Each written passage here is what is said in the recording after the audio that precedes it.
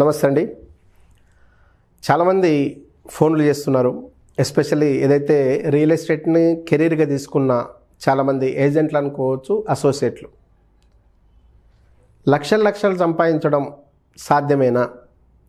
చాలామంది software engineer లాంటి professionals కూడా సంపాదించట్లేదు, మాకెలా సాధ్యం అని చెప్పేసి అడుగుతున్నారు. బాగా గుర్తుపెట్టుకోండి సార్, కష్టపడితే ఏ రంగంలో అయినా కష్టపడితే ఓన్లీ మనీ మాత్రమే వస్తుంది. సిస్టమేటిక్గా మనం కష్టపడుతూ మన కోసం కష్టపడడానికి కొంత టీముని ఏర్పాటు చేసుకునే పర్సన్ ఎవరైతే ఉన్నారో ఆయన ఖచ్చితంగా ఏ రంగంలో అయినా రాణిస్తాడు. ఫర్ ఎగ్జాంపుల్, ఒక కంపెనీ జస్ట్ ఇప్పుడే కొత్తగా వచ్చిన స్టార్టప్ కంపెనీ కూడా చూడండి. కంపెనీ పెట్టిన ఓనరు అతి తక్కువ టైంలో సక్సెస్ అవుతాడు. కంపెనీనే నమ్ముకొని చాలా సంవత్సరాలు, 10 సంవత్సరాలు కానీ, 20 సంవత్సరాలు కానీ, 30 సంవత్సరాలు కానీ పనిచేస్తున్న కార్మికుడు లేదా ఎంప్లాయీ ఎప్పుడు కూడా మామూలు మధ్యతరగతి వారిగానే బతుకుతారు.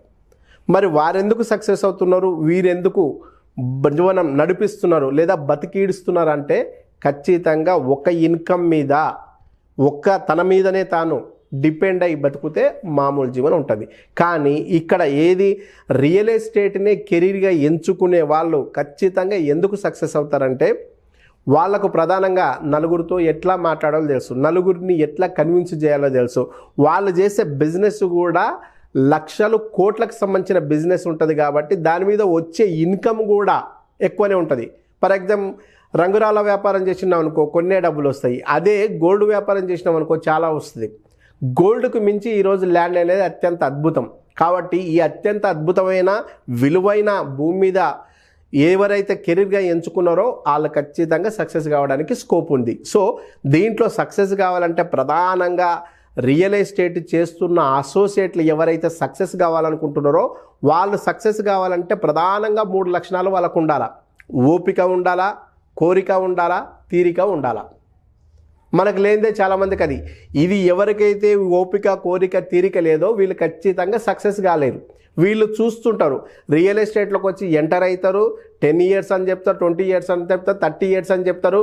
ఇన్ని ఇయర్స్ అయినా మేము సక్సెస్ కాలేదు. ఎందుకు సక్సెస్ కాలేదంటే నువ్వు చూస్తున్నావు జరుగుతున్న ఎక్కడైతే అప్డేట్ను కానీ, మార్పులను కానీ, రియల్ ఎస్టేట్లో వస్తున్న చేంజెస్ని కానీ మీరు అబ్జర్వ్ చేయట్లేదు. అబ్జర్వ్ చేయడంతో పాటు అప్డేట్ కావట్లేదు. కాబట్టి రియల్ ఎస్టేట్లో కొంతమంది, అంటే ఇంకా ఎక్కువ మంది, కొంత అని చెప్పే కంటే కూడా ఎక్కువ మంది ఫెయిల్యూర్ కావడానికి స్కోప్ ఉంది.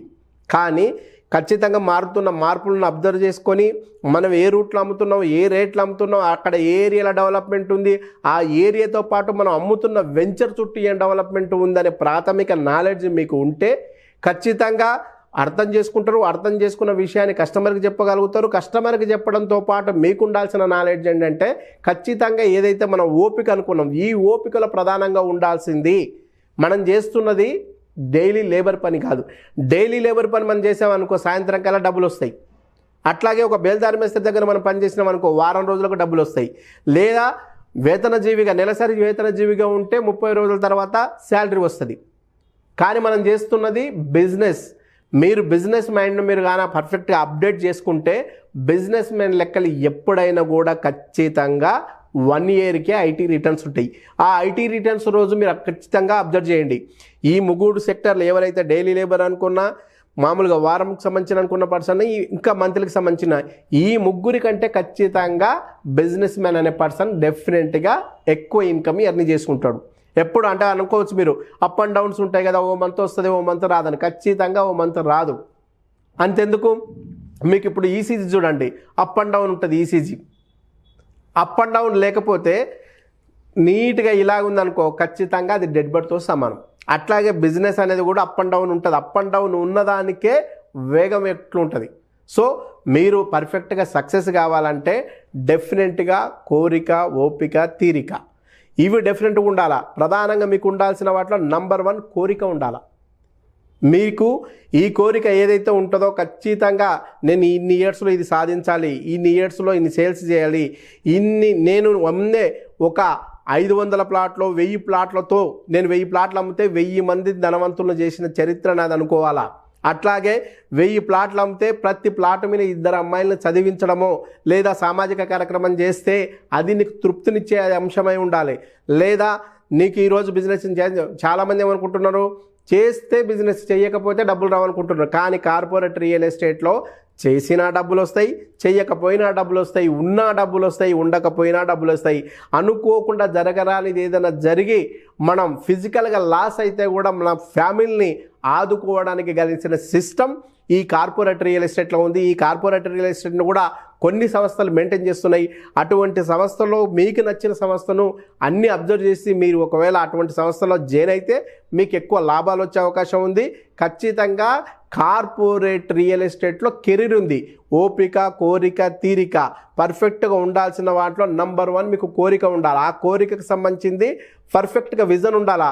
నేను ఫస్ట్ ఇయర్లో ఎంత సాధించాలి, థర్డ్ ఇయర్లో ఎంత సాధించాలా, 5th ఇయర్లో ఎంత సాధించాలా, 10 yearsలో నేను రిటైర్డ్ అయ్యమంటే అయిపోవాలా ఎకనామికల్గా అనే రేంజ్ని మీరు క్రియేట్ చేసుకొని దాని సిస్టమ్ ప్రకారం ప్లాన్ చేసుకొని నెత్తిన భారం పెట్టుకుంటే ఆ భారాన్ని తగ్గించుకోవడానికి ఆటోమేటిక్గా మీకు ఓపిక వస్తుంది. మీకు ఖచ్చితంగా కోరిక ఉంటే ఓపిక వస్తుంది. ఆ కోరిక పట్ల స్పష్టత లేకపోతే 100% మీకు ఓపిక ఉండదు.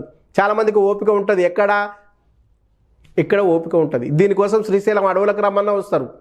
కానీ మనకు పర్ఫెక్ట్గా గుర్తుపెట్టుకోవాల్సింది, మనం నమ్ముకొని మన ఫ్యామిలీని బాగు చేయాలనుకున్నా, మన పిల్లలకు అద్భుతమైన ఎడ్యుకేషన్ ఇవ్వాలనుకున్నా డెఫినెట్గా నీకు ఓపిక ఉండాలా. ఆ కోరిక ఉంటే కోరిక తగ్గట్టు ఓపిక వస్తుంది.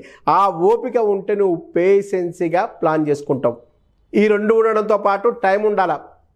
మనం చాలామంది అనుకుంటాం రాగానే నేను సక్సెస్ కావాలా, రాగానే నాకు డబ్బులు కావాలా. ఎట్లా వస్తాయి? నువ్వు నిన్నటి వరకు ఉన్న సెక్టార్ వేరు, ఇప్పుడు ఎంటర్ అయిన sector corporate real estate. So ఈ రియల్ ఎస్టేట్కి సంబంధించిన నాలెడ్జ్ నీకు ఉండాలి కదా, మినిమం నాలెడ్జ్. ఈ మినిమం నాలెడ్జ్ ఈస్ట్ ఏదో తెలవాలా, వెస్ట్ ఏదో తెలవాలా, సౌత్ ఏదో తెలవాలా, కార్నర్ బిట్ ఏదో తెలవాలా, క్రాస్ బిట్ ఏదో తెలవాలి. ఇవేవి తెలియకుండా కస్టమర్ని తీసుకెళ్ళి ఒక వెంచర్లో నిలబెట్టావు.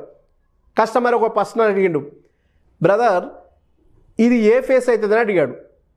నీకు అప్పటి వరకు దిక్కు తెలియదు, నువ్వు దిక్కులు చూస్తున్నావు. నీ సీనియర్కి ఫోన్ చేసావు, సార్ నేను పలానా వెంచర్లో ఉన్నా, ఈ వెంచరు ఏ ఫేస్ అవుతుంది సార్ అని. ఆయన ఏం చెప్పాడు, సూర్యుడు ఎటుంటే అది తూర్పు ఫేస్ అని చెప్పాడు. ఆ రోజు మబ్బులు పట్టినాయి అనుకో, సూర్యుడు కనిపిస్తాడా? మళ్ళీ దిక్కులు చూస్తావు. అప్పుడు కస్టమర్ ఏమనుకుంటున్నాడు, మీ ఇద్దరి మధ్య జరుగుతున్న కాన్వర్జేషన్ చూసి, ఓహో ఈయనకే దిక్కు తెలియదు,